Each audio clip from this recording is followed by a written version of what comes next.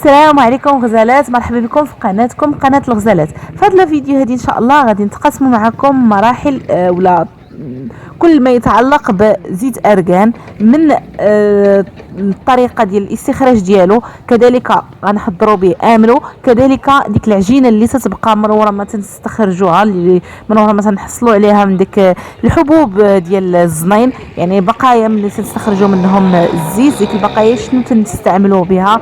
كذلك غادي نهضروا على واحد انواع الغش اللي تتكون في هذا النطاق هذا ديال زيت ارغان. نتمنى ان هذا الفيديو هذه تنال اعجابكم. كما تتشوفوا هنايا درنا لكم واحد الدويره صغيره في السوق. حنا تنمشيو للسوق سميتو السوق جمعه ديال بونعمان، كاين في النواحي ديال تيزنيت، هو اللي تنتقداو من عندهم الزنين.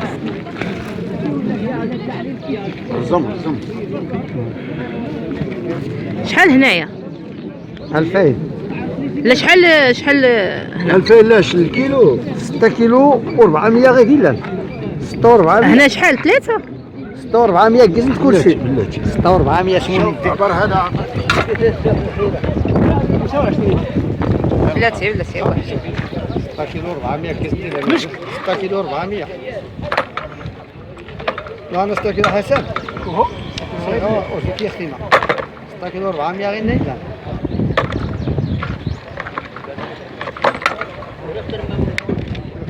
هاكا مش كاينه غير 3 كيلو قل 100 غرام. 3 كيلو كمل 3 كيلو كملها. نسيت تيميك بلاتي شوف عندك ياك كلشي تفيوشت تفيوشت هكاك. السلام عليكم ورحمه الله. اليوم كما كتعرفوا راني مشيت لواحد السوق اللي هو كيتباع فيه هذاك الزريعه ديال الارغان اولا كيقولوا ليه هنايا الزنين. ها هو يلاه جينا من السوق، ها هو كيفاش داير، ها نتوما ها هو كيفاش داير. المهم راه كيتمنى درناه معكم في القناه، ودابا ان شاء الله راه غادي نتبعوا معنا المراحل حتى غادي نكونوا منه ولا نستخرجوا منه الزيت. ها هو كما كتعرفوا، وغادي تعرفوا شحال غادي يعطينا. هنايا كاينه عندنا 7 كيلو ونص 7 كيلو ونص. دابا كيجيو الناس كل واحد مساكن، كاين اللي كيجيب كيلو، كاين اللي كيجيب نص كيلو. المهم كنبقاو حنا ناخذوه من عند الناس، نتلقاو ليهم تما كنا في السوق وكناخذو من عندهم. المهم خدينا دابا من عندهم. بالنسبه للكيلو نص كيدير 100 درهم، كيلو نص كيدير 100 درهم ديال هاد الزريعه. عندنا هنايا 7 كيلو ونص. غادي نشوفوا شحال غادي تعطينا ديال الزيت. وهنايا لقينا واحد السيده كما لقيناها واحد المره كتبيع البيض بلدي. هنايا تخيلوا معايا المنظر، البيض بلدي دايره ليه 26 ريال. هنا لقينا واحد 13 بيضه. راه كتعرفوا المزايا ديال البيض بلدي كيفاش كتكون. المهم تلاقينا مع هاد البيضات خديناهم من عندها وجينا. المهم ان شاء الله حنا غادي ناخذوا لهاد الزريعه، غادي نقيوها بعدا هي الاولى. كما كتعرفوا كيتنقى فيه واحد العظيمات اللي هما قاصحين، وغادي ناخذوا نحمروه وغادي تتبعوا معنا المراحل. دابا المرحله الثانيه في هاد الاستخلاص ديال الزيت ارغان. هنايا كناخذ وكندوزو في هاد الغربال، كيحيدوا منه هاد القشور بحال هكا، هاد القشور بحال هكا، وكتحيد شي حاجه كحله. المهم دوك العظيمات الصغار كيطيحوا حتى هما. هاد المرحله الاولى. المرحله الثانيه كنقيوه.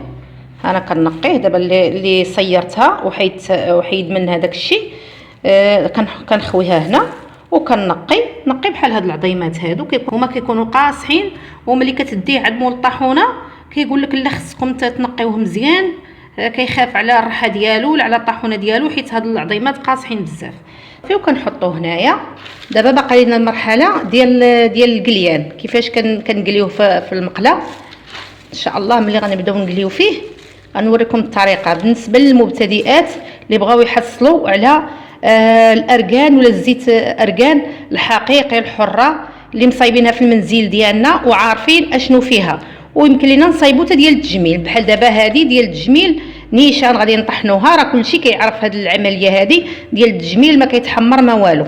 اليوم الجمعه وراني راده الغدا، كنطيب الغدا وفي نفس الوقت كنقي. الوقت اللي ساليت كنجي نقي شويه، كنحيد هاد الديشي هذا حيت غيزلان اليوم الجمعه غادي يخرجوا بنيتها من المدرسه وغادا تجي.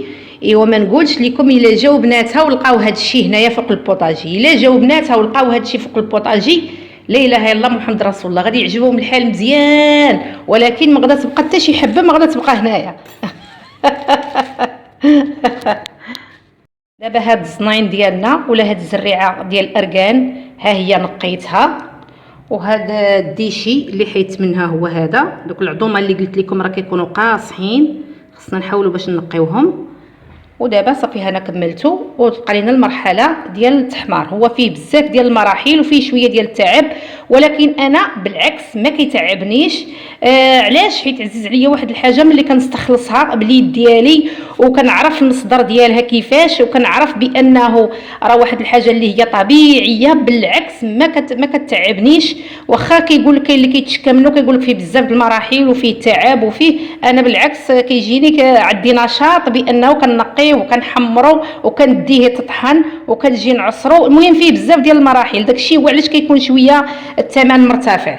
وكنبغي كلشي الاخوات اللي من غير الزريعه ديال الاركان، من غير تديكم للسوق واحد الحاجه اللي هي طبيعيه ومهمه، بحال مثلا هذا السوق لازم تمشيو ليه، وخاصه السوق اللي كيكون شعبي وكيكون فيه الناس دوك البسطاء. عرفتي كنستمتع وكنتمتع انا بهذوك الناس، وكنشوفهم وكنبقى نسولهم، وها اللي جايب الدجاج، ها اللي جايب نص كيلو. تخيل منظر مسكين نص كيلو جايب ديال الزنين كيبيعوا شحال غادا تعطيه كاع نص كيلو ديال هذا، غتعطيه واحد 30 درهم، وهما فرحانين بديك 30 درهم مساكن كيمشيو يتقداو بها الاغراض ديالهم. وهذا السوق اللي كنمشيو ليه ديال كيقولوا ليه السوق ديال ابو نعمان، فيه الناس شويه بحال الناس بكري وزوين، كيعجبني انا. بحال ما هكا كنايا كنوضوا الصباح بكري كنمشيو غير كنصليو الصبح تقريبا مع 7:30 خرجنا ومشينا تما، ولاو كيعرفونا هذوك الناس مساكن كيعرفونا. المهم وتقدينا النيت، تقدينا الفروج، وتقدينا كيكون بيبي بلدي، كيكون المهم كيكون داكشي طبيعي ما داخل فيه حتى شي غش منه. هاد الزنين هاد الزنين راه كيدخل فيه تا هو بزاف ديال الغش، لدرجه انه كيشدوه وكيفزقوه يرشوه بالماء، كيبيتوه في الماء. علاش الماء؟ باش يتقال، باش يوزن لهم في الميزان، حيت هو غالي شويه باش يوزن لهم في الميزان. انا نمشي كنعرفوا الا كان فزق بالماء راني كنعرفوا. هذه الطريقه ديال الغش الاولى. والطريقه الثانيه هو ديال الغش، هو كيكون ديال داك المعاز كيطلعوا فوق الشجر وكياكلوا داك الزريعه ديال الاركان، وكيمشيو في الليل كيردوها، حاشاكم كيلوحوها من فمهم وكيمشيو الناس يلقطوها، ولكن كتكون فيها واحد الريحه كريهه بزاف، وتجيبوه وكيهرسوه وكيخرجوا منه هذا. ولكن الا مشيتو تعصرتوا الزيت ديالو ما غاديش تقدروا تاكلوه. وهنا كيما تتشوفوا معنا راه قربتي تكملي يا ماما هاد الاركان. بالنسبه للطريقه ديالو ها هو كيفاش تتحمروا بحال ما بقى في المقله ديال الوجده ديك الثقيله على نار مهيله، متوسطه ماشي مهيله كاع، ولكن ما خصكش تحركي من حدا باش يكون كله بحال باش يكون قاد التحمار. صافي دابا هذا راه تحمر دابا هاكا كاين هنا. شوفوا ها هو الكميه اللي حمرات.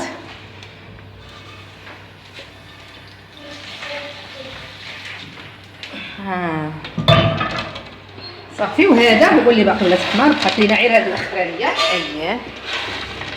غير كلشي ديك الكميه راه حمرتها. صافي دابا كنبقاو بحال ما هكايا. ماما راه ما تتحاولش على يديها، راه تتحرك بيديها. عندي يديا كنستعمل بهم كلشي. شوفوا الضربات، شوفوا الدقات، فيما كان شي مهمه صعبه كنزيدهم هما الاولين. الله يخليك، كان شي مهمه صعبه كندخلهم هما الاولين، ما كنحافظش عليهم.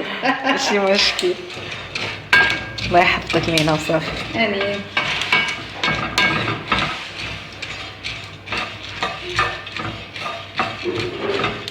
دابا غادي تستمري بحال ما كده في التحراك حتى يتحمر كامل يولي الشكل ديالو بحال هكا. انتما شو تبارك الله كتيبان.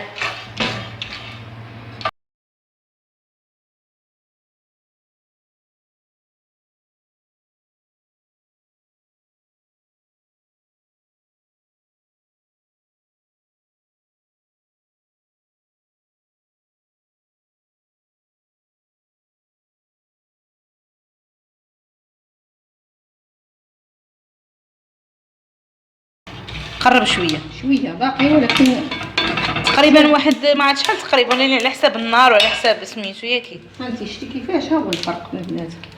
هذا شحال محمر وهذا المهم قريب هذا في النص. مزيان. خاله شويه نرول لك البوطه. كاين نقز وفيه واحد القشور. هذا دابا غير نحيد هذا وخصني نغسل ديك البوطه كلها، خصها تغسل ضروري. حنا راه باقيين مستمرين دابا تنحمروا دابا في هاد سميتو هاد الاركان. الله يعطيك الصحه ماما. كيقولوا لي زناين سيسا. انا كنت صراحه بغيت اركان ديال التجميل، ولكن حتى مره اخرى ان شاء الله ياك ماما. ما خليناش، ما قلتيهاش ليا، ما خليناش. نسيت. باقي عندنا شويه ديال الاركان. المهم تنشريو تقريبا شي كيلو ونطحنوه ونعصروه. فعلا. صافي دابا حنا كملنا خيرا. لا كملنا. دابا شنو كيتيبقى يطرطق بوحدو تيكمل الطياب ديالو. كيبقى يطرطق. وشحال ماما تقريبا سميتو عاد باش تدي طحنيه دابا نيت ولا؟ دابا لا بغيت دابا لا كان باقي الوقت، دابا نمشي ندي عند مول الطاحونه اللي عنده الطاحونه صافي، وكان سميتو كنوقف عليه بحال ما هكا كنايا واحد 10 دقائق يطحنوا ليا دغيا الخف. دي معاك السطل الخاوي وديه هو في شي خنشه وكيخويه في ديك الاله ديالو كطحن صافي وكتجيبيه. تجيني سائل وكتجي للدار عاوتاني وكديري ديك العمليه ديال الاستخلاص ديال باش تبدا يتعصري. ان شاء الله حنا نتبعوا معكم هذه المراحل ان شاء الله. غادي نمشيو عند هاد المراحل راه تبعناهم معاكم. هاد الحبيبات تما الناس عرفتي كنكونوا معاهم تما كنا كنلقطوهم ما كنخليوهمش، حيت عارفين القيمه ديالهم. عرفتي حبه وحده لا طاحت عندك كيسخونوا، لا طاحت كيجمعوها.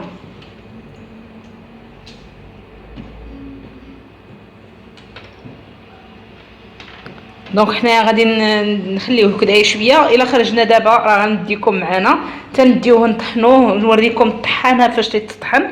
راه دابا ولات منتشره، راه كاينه في كلشي. لقيتيها ماما شي خطره في الدار البيضاء الطحانه هذه اللي كاينه سميتو كاينه في مرجان. ما نظنش كيطحنوا لك دابا، كيبينوا لك بانه ها هو كيفاش كيطحن بالحق. املوا ماشي اركان. لا اركان. اما اركان زعما كنا ما عرفت ما عمرني شفت، حيت المشكل ديال الزريعه ديالو ما كايناش في الدار البيضاء وفي هذا باش غادا تكون الطاحونه ديالو. ما عرفت لا كانت الطاحونه ديالو الله اعلم. المهم هذه بالنسبه للطريقه ديال التنظيف ديال هذه البوطه. راه كدا ماما تتنظفها ساهله زعما كنا التنظيف ديالها عندها هذا الانوكس شي حاجه رائعه بزاف فعلا.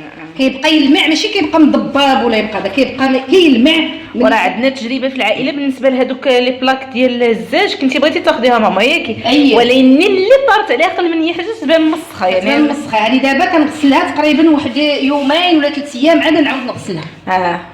مع قله الاستعمال كاينه غير انت وبابا. بالنسبه لي انا الا فتي عليها نهار تتولي حالتها. راه حنا كنستعملوها يوميا زعما ماشي. دابا صافي كندير ليها شويه ديال التيدوا هذا كنحكها وكندير ليها بحال هكا كنشفها صافي تولي لامعه ما يبقى فيها حتى حاجه. وهادو تا هما كنمسحهم بعد مرات الا طاحت عليهم شي حاجه الماكله كنزيدهم تحت الروبيني كنغسلهم. هما ما كيبغيوش تبقاي تهزيهم تديهم لشي بلاصه ولا من الاحسنيه تمسحيهم حدا البوطه ديالهم باش ما يطيحوا باش ما والو. حيت الا مشاو تتهرسوا ما تيتلحموا ما حتى شي حاجه.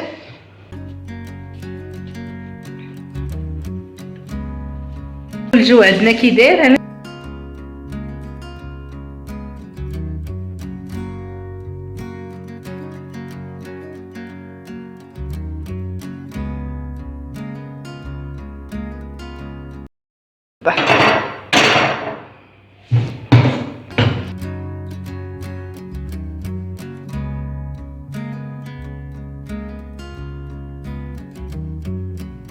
شوفوا الشافه اش دايره فوق الكتف ديالها.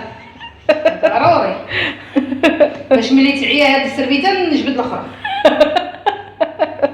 تقنيه هي ما تعياش، هي كنعيا انا. واخيرا بسم الله بسم الله بسم الله بسم الله. احسن طبق هو اللي كتقدميه للمشاهدات. فعلا الطبق ديالي ماشي هكذا، خاصك تقدمي عليهم، خاصك تقدمي لهم معصور. وكرا حار الا قدمتيه. عرفتي راه حار. بالنسبه لهاد الحبات هادو اللي مشيتو درتوها شي وحده في فمكم راه حاره. باقا ماما تمسحي. ايوا لا الدار كيعندو واحد القشور كيترمى وكيوسخوا الدنيا. فعلا انا شوفوا خيتكم راه قالت لي ماما غسلي المواعن بديت فيهم صافي تعطيها الحديد وتعطيها سميتو السليت.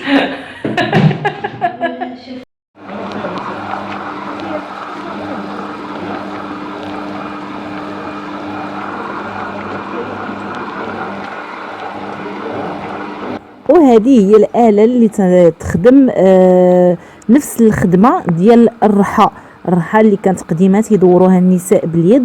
دابا هذه تقريبا هي نفس الطريقة انما تدور ولا خدامة بالضوء. كاين عند هذا السيد جوج، وحده تطحن خاصة غير بالزنين يعني انه بالعجينة ديال تطحن الحبات ديال اركان باش تخرج منهم عجينه اللي من بعد هي لازم تستخرجوا منها الزيت. وكاينه عنده وحده اخرى اللي تطحن اللوز اللي بها ممكن تصايبوا املو. هنايا راه هذه هي اللي تطحن الزنين، تنكبوا داك الحبات الفوق وتيبقاو ينزلوا بشويه بشويه وهي تدور ديك الرحى تدور بالضوء وتستخرج لينا ديك العجين.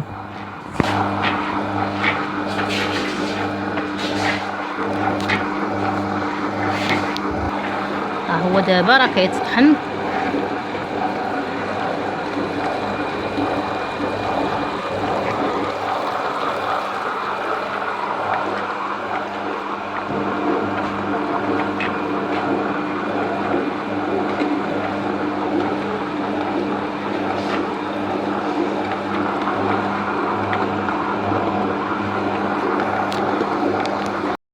من بعد ما تنجيبوا هذيك العجينه للبيت تنبداو نضيفوا بالماء بشويه بشويه وحنايا تنعركوا بايدينا حتى تتجمع عندنا ديك العجينه ويتفصل الزيت على ديك العجين اللي تتسمى تزقموت.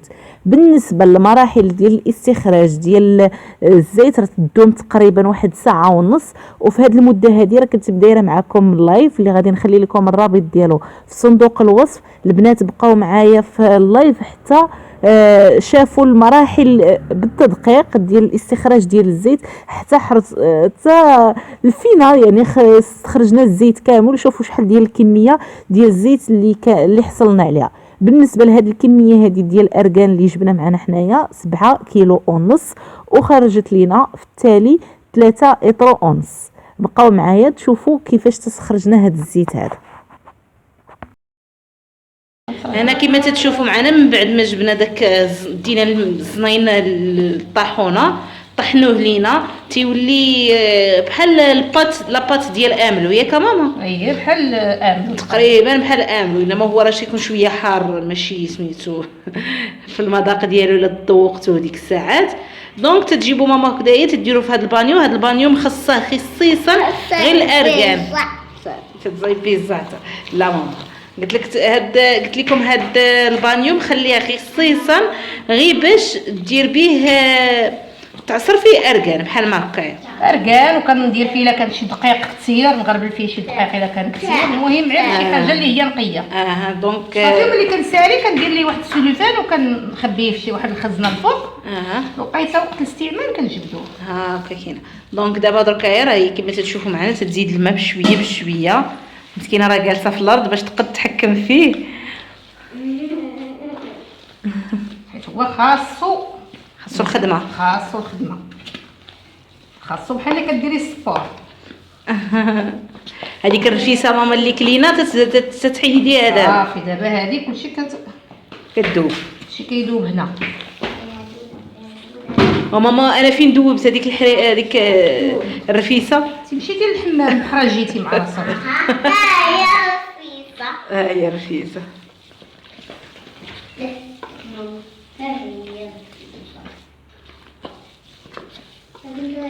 دونك غادي نستمروا بحال ما هكايا حتى نكملوا كلشي هذا حتى يبان لينا الزيت. ديك الساعه نتلاقاو ان شاء الله بحال ما هكا عادي وتتبقى تضيف في الماء وهي تتخلط صافي بشويه بشويه الماء تضيف باش يبقى الماء يدخل مع ديك العجين ويخرج الزيت من بعد ان شاء الله.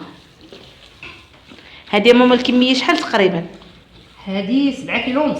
7 كيلو ونص ديال الاركان ديال الزنين. وغنشوفوا ان شاء الله شحال تخرج لينا بالضبط. غنشوفوا شحال ديال الزيت غادي تعطينا وصافي ديك الساعه غنصايبوا املو حتى هو ان شاء الله ان شاء الله. وهانتوما كما تتشوفوا معايا حنا كملنا دابا العصر ديال زيت اركان. هانتوما بقاو غير الماتيريال هو اللي بقى لي ديغا. بالنسبه لديك العجينه ديال سميتو ها هي وهانتوما بالنسبه للكميه اللي خرجت لينا هي هذه. تبارك الله عليك ماما، الله يبارك فيك. كما تتشوفوا معنا خرج لك 3 اطرو ونص ديال زيت ارغان. 3 لتر ونص. ها. بالنسبه 7 كيلو ونص. 7 كيلو ونص ديال الزناين خرجت ليها 3 اطرو ونص ديال زيت ارغان للاكل طبيعي وبيو 100%. تبارك الله عليك. الله يبارك فيك. دابا حنايا ان شاء الله بحال دابا هذا راه العائله، وهذا لي طرونس هذا نخليه، ولكن راه غادي نخويه في القرعه ديال الزاج، ما غاديش نخليه هنا. غادي تصايب لنا واحد الكميه. هانتوما كما تشوفوا هنا القريعات ديال املو، غادي نصايب املو. والاخر هادو العائله ديالتي العائله. وهادو كما قلنا غادي النص ديالو نصايب به سميتو املو، والنص غادي يبقى لينا ثاني ملي كيكمل عاوتاني كنعاودو عاوتاني. هاد الناس في الاخر غنديروا في قرعه ديال الزاج ضروري. ضروري القرعه ديال الزاج. وبالنسبه للطريقه ديال الاستخراج ديال الزيت ارغان كما بقاو معايا البنات شافوها في اللايف، غنخلي لكم هذاك اللايف غادي نخليه في القناه. اللي بغى يشوفها بالتفاصيل ديالها راه يدخل لللايف ويشوف. حنا ما بغيناش نديرو الفيديو طويل بزاف، حيت راه المده وهي تتعصر فيه تقريبا ماشي ساعه ونص. دابا انت تتعصري شي ساعه تقريبا وهي تتعصر فيه. دونك يلا ما خرجنا هذا الزيت هذا فيه شويه ديال التعب، ولكن حاجه طبيعيه. تبارك الله عليك ماما مره اخرى. السلام عليكم. دابا راه الصباح من البارح كما شفتوا معنا عصرنا معاكم زيت ارغان، وتبقات لينا هاد الكميه هذه ديال التزكموت اللي غادي نحضروا بها واحد الزيت منسم. تفضلي يا ماما. دابا عندنا البارح ملي عصرنا ولا استخلصنا الزيت ارغان كتبقى لينا هذه تزكموت ياك. كنديرها البارح في واحد السطل، كنديروها في واحد السطل ولا شي حاجه، كنحيدوا هذا الشيء الفوقاني راه كيكون ناشف، ولكن هذوك التحتانيات كيبقاو هكايا منسمين. كلشي بزاف. هي الا بقات شي حاجه ديال الزيت كتهود لتحت. دابا اختاريت انا غير هذوك اللي كانوا في التحت فيهم هذا شتي ها نتوما شويه ديال الزيت ارغان. ها هو غادي ناخذوا دابا زيت الزيتون، غادي نخويو هنايا زيت الزيتون تقريبا غادي نخويو واحد لتر ديال زيت الزيتون. هذا راه يمكن لك تنسمي به حتى 5 لتر ديال زيت الزيتون فعلا. دابا غادي ناخذوه نحلوه هنا، نحلوه بحال ما هكايا. حنا الا كرهنا هذا حتى هو نرقدوه في زيت الزيتون ويبات واحد الليله يكون احسن. غير هو غادي يجينا صعيب باش نعصروا. حيت راكم شفتوا معنا البارح درت معكم اللايف تاع عصرنا هاد زيت ارغان راه فيه شويه ديال التعب. دونك ماما غادي تاخذ غير هاد الكميه هذيك التحتاني اللي تسقطر ولا فيه الزيت، فيه اصلا الزيت بزاف.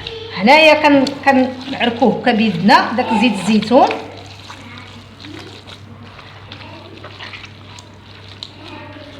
دابا هذه هي الطريقه اللي كيديروا سميتو الناس اللي تيزوروا الزيت كيديروا هنايا الزيت لوسيور وكيرقدوه وتيحطوا لكم بانه هانتوما راه تيعصروا الزيت، وكيبينوا لكم بانه كتمشي لبعدا بلايص كتلقاهم كيعصروا النساء كيعصروا.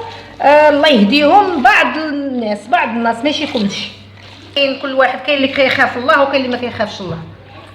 دابا حنايا كنعصروا، هو من الاحسن اللي راه نخليوه ليله كامله يبات. كناخذوا القياس بحال ما هكا كنبداو نعصروا. مثلا كنديروا يطرو باش نعرفوا راه غادي يرجع لنا داك ليطرو ديالنا كله. فعلا. كنبداو ناخذوا غير بشويه قياس وكنحطوه هنايا. شتي راه صعيب شويه في العصير وغادي يشد لينا اليد ديالنا. مشينا رقدناه كله غادي يشد لينا اليد بزاف. ممكن ما تخليه مرقد لا؟ راه قلت لك انا خليناه ليله كامله يكون احسن مزيان.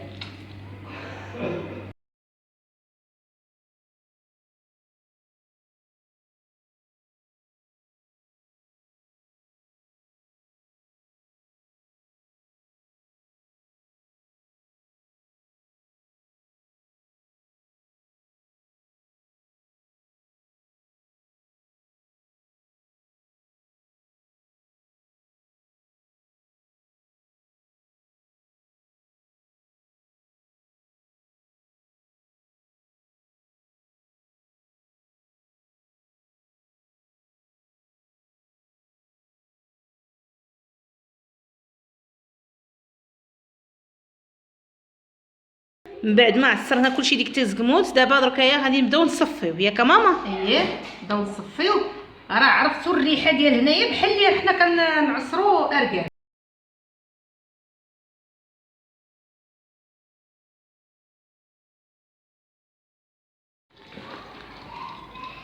دابا حنا كنصفيو. حنا تقريبا صفينا النص ديال الزيت، كنزيدو مازال نصفيو. وزيت العود على فكره زيت العود كينزل اللون ديالو، زعما ما كيتبدلش ليه اللون ديالو، كيبقى نيت زيت العود خضر، ولكن المذاق لا علاقه المذاق بحال دابا هادشي اللي عصرنا تقريبا نص سيطرو اللي خويت انايا، الا بغينا نخويوه في هاد القرعه مثلا فيها كتهز 3 يطرو اولا في فيديو ديال 5 يطرو، وغادي تشوفوا المذاق ديال سميتو ديال زيت الزيتون بحال اللي كتاكلي في اركان. يا ماما دركا عصرتي هاد زيت اركان دابا هاد زيت الزيتون تنسم بالزيت اركان، وغادا نضيفوه هنا في هاد القرعه يولي منسم كله بالزيت اركان، ونديروه في الشليطه، نديروه في الطاجين حتى نطفيو عليه في الحسوه في جميع نفطروا به عير هكا كنايه. المهم كتجي بحال اللي كتاكلي زيت اركان فعلا السما ديال الزيت اركان. دابا المرحله المواليه ان شاء الله بداك غادي ندوزو دابا للتحمار ديال اللوز باش غادي نوجدوا املو ديالنا ان شاء الله ان شاء الله. يلا دابا بالنسبه للوز حنا جبنا دابا اللوز تنديرو بحال ما هكايا في اللاطه تنسرحوه، نحاولوا ما امكن باش اللوز ما يجيش فوق بعضياته ياك ماما. وتندخلوه للفران. بالنسبه للفران ماما النار مهيله ولا النار متوسط؟ لا النار متوسطه حيت اللوز دغيا كيتحرق. ونردوا ليه بالنا مزيان. دابا راه عندنا هنايا 4 كيلو ديال اللوز، 4 كيلو ديال اللوز قسمتها على 3. ماما في الداخل ديال الفران تتبقاي تحركيه. اييه ولا بدا حيت الفران كيكون شي جهه كيطيب منها وشي جهه هذا كنقلبو بحال ما هكا صافي. هذا خصو غير شويه ملي كنهرسو اللوز وكيولي لنا اللوز من الداخل محمر بحال ما هكا نعرفوه صافي راه محمر. صافي هذا اللوز ديالنا راه محمر، ونردو بالنا اللوز راه دغيا كيتحرق. ها هو اللوز ديالنا بعد ما حمرناه حنا جبناه هنايا كنطحنوه.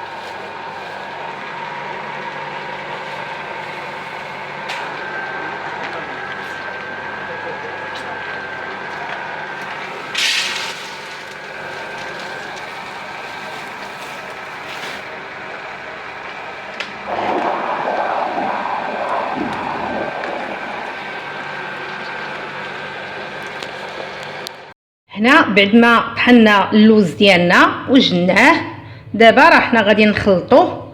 اركان اللي عصرنا معاكم هو هذا، وعندنا هنا العسل ديال الليمون كما كتشوفوا العسل ديال الليمون راه زوين. دابا غادي نبداو نضيفوا تقريبا هذه 4 كيلو تقريبا غادي تهز لنا ايطرو ديال الزيت اركان. داكشي على حساب الا بغيناه ثقيل شويه راه غادي يهز لنا ديك ايطرو قل شي حاجه، الا بغيناه خفيف راه غادي ايطرو يلاه يكفانا. حنا دابا ان شاء الله غادي نبداو نخويو ونزيدو وحنايا كنخلطوا ونعرفوا القياس ديالنا.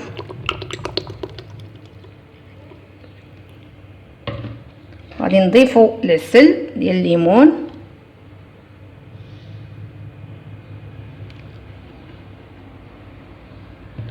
وغادي نبداو دابا نخلطوا مزيان من التحت للفوق، خصو ينسجم مزيان مع بعضياته. ودابا املو ديالنا هو هذا كما كتشوفوه، ها هويا املو اللي مديور بطريقه صحيه وبالزيت اركان اللي استخلصناه معاكم كما تبعتوا معنا. دابا هذا ديالي انا كنديرو في واحد القرعه ديال الدجاج، اما بالنسبه اللي غادي ندير للعائله ها هويا درت ليه بحال ما هكايا في هاد القراعي ولا هاد البواطات ديال البلاستيك، وراه ملي كنوصل عندهم حتى هما راه كيبدلوه حتى هما كيديروه في القرعه ديال الدجاج. ودابا بهاد الطريقه هذه كنكونوا حصلنا على الزيت اركان وعلى املو صحي، ونتمنى على الله تجربوه وبالصحه والراحه، وشكرا لكم والله يعاونكم.